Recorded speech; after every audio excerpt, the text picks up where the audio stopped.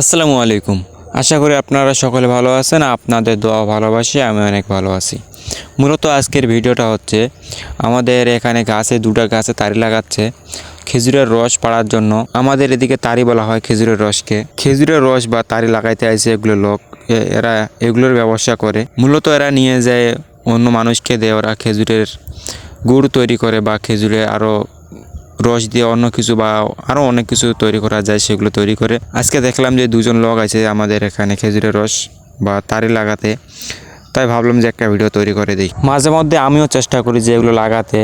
একবার চেষ্টা করতে গিয়ে আমার হাতে একটা কাঁটা ঢুকেছিল, সেজন্য আর আমি এগুলো চেষ্টা করি না।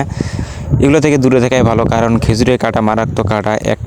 একটা ঢুকেছিল আমার হাতে, তাতে আমি বুঝা পাইছি যে ব্যথা। সেজন্য ভাবলাম যে এগুলো থেকে দূরে থাকাই ভালো।